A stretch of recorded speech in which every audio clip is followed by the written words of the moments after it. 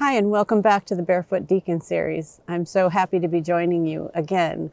And this year we're starting a new series, and it's called Brave, From Surviving to Thriving. And it's a very personal story of my spiritual awakening that happened a couple of years ago. And the start of that spiritual awakening caused me to move across the country to Austin, Texas, where it is wintertime and there's no snow and ice, which I love. I moved here from Wisconsin, so part of the reason I moved was to be in warmer weather and to be able to be outside. So I'm going to be filming as many of these videos as possible from outside. The reason I call this series Brave is not because I ever felt brave in the process. The truth is, I never felt brave. The only reason I'm calling it that is because I have shared this story with a select number of people, not very many, but every single person I shared it with said the same thing. They said I was brave. Now, I still don't know what brave feels like, and I never thought of it as being brave. I thought of it as just trying to save my own life, which was all I could do at the time. But if other people think it's brave, then maybe together we will figure out what brave actually means and how to do it. I can tell you this, that before I moved here, I had been living with several different medical conditions. I was in a huge amount of pain. My body was full of pain and fatigue and exhaustion. My mind was overthinking. My feelings were completely shut down. I just didn't feel anything. I felt like The Walking Dead. You know, when you're just kind of going through the motions of life, but you're not really feeling anything anymore. Your passion is gone, your creativity is gone.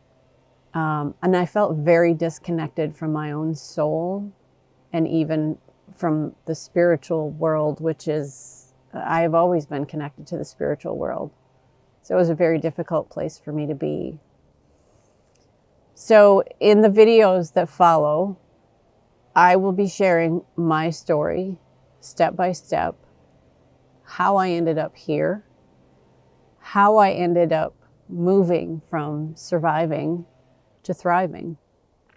And my life is not perfect, and I'm not saying that everybody should do everything that I did, because it's not for everybody, and it hasn't been easy. Very little of it has been easy. But I have found God again. I have reconnected with my soul. I don't live in nearly as much pain as I used to. And I discovered over time that emotional pain becomes physical pain. And the emotional pain that I was feeling is because I was disconnected from myself. And I really believe that your soul resides inside you. And your soul is your connection to Creator, to the heavens, to the spiritual world. And when we're disconnected from our own soul, we're really not living. We're barely even surviving.